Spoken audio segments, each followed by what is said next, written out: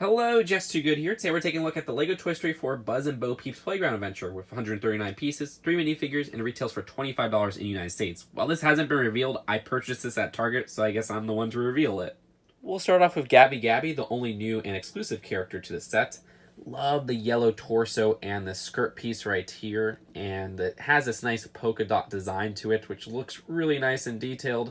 Also, there's some leg printing underneath the skirt, which only is on the front side, but it's fine. I like how it even has shoes as well. Another thing I love is this hair piece in this orange color, because that is the first time we're getting that. It's the Series 18 hair piece in a nice orange. And she does have an alternate face, which this one looks like a little menacing smirk, but this one on the back is just kind of a cute little smirk. So here is Buzz Lightyear. Now this version is the same as all the other Toy Story 4 sets that include Buzz. Now, it is weird to have that face print look so poorly because the one from the Disney CMFs, which is this one to the right, has a much better coloring for the face print in terms of detail.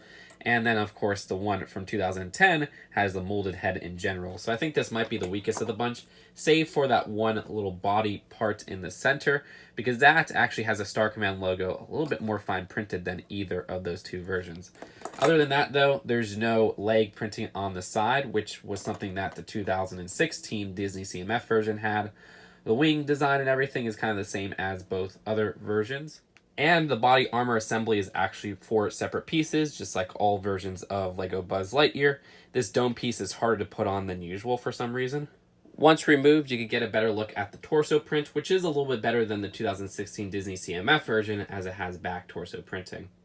For Bo Peep, she's identical to the version in the $50 set, but this is $25 cheaper, so that's nice to get her in a cheaper way. I do love this new hair bow combo, which unlike Jessie, that bow is actually molded on. It's a very smooth piece and it's very well made. At the back, she does have an alternate face where she just has a confident smirk. And all of the capes in this LEGO Juniors Toy Story 4 line only have one hole, interestingly enough, so you get that in purple. And she does have some printing on the back of her torso. And once again, Bo Peep comes with that new staff piece. So there's the main playground build of this set, and then there's a merry-go-round and a little skunk vehicle. So the build for the playground is very nostalgic to me because this reminds me of playgrounds I used to go on when I was a little kid.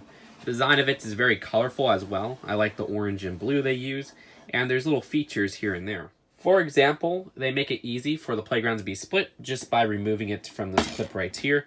And now you have 2 sections of the playground. This right section has a nice climbing wall, and I like how they have the different colors of the double cheese slopes there. And they just put that on via a clip at that handlebar. There's also the classic LEGO fence piece, which is nice to get, as well as the windshield piece that you see them use for the Hulkbuster in clear, which isn't exclusive, but it is pretty uncommon. And to attach that to the second side, we'll just reattach that ladder in the middle, which kind of serves as a crossing path between the two. Underneath that path, there's 2 tree branches, which are actually attached via a Technic pin, so you can kind of wobble those around and play around with them. And this section right here is the main section of the playground. There's another classic fence. Also, we have this nice corner slide piece in yellow and the straightforward slide in this nice shade of blue, which is from the LEGO Friends line, I believe, for that color. Also, we have this window panel right here, which is used a lot as a piece in LEGO Juniors, but I believe this print is exclusive to the set. Also like getting these roof bricks in this color. There's a flag at the top, and on the inside, there's a cute little stove, which there's a frying pan with a 1x1 circular printed egg yolk design from LEGO City last year. This oven, or you could even look at it as a cubby, has nothing on the inside, unfortunately. And I like how they have these 4x1x3 brick pieces on the sides, which was used for Queen Whatever I Want to Be, and also one of the other LEGO Toy Story 4 sets. And this is the first time we're getting those in that orange color. And at the underneath parts of the playground, there's really no details or anything like that. For the side builds, there's a merry-go-round, which you could fit about 4 minifigures on there. It doesn't spin as smoothly as I hoped, which is kind of a letdown for a merry-go-round build. But this build is very similar to the one in Bubbles Playground, and I'm sure some other sets that were released recently. We also have this little skunk vehicle, which I don't know what's going on here. I don't know what this is in the context of the movie. But we have a very interesting use of that branch piece, which is actually in green in this set as well, in black, which I think that's the first time we're getting it in that color, as well as this printed front skunk face, which Also uses a black toupee piece at the end, or sorry, not toupee, a fez cap piece. That's really nice to get. I also like the sand green on the vehicle.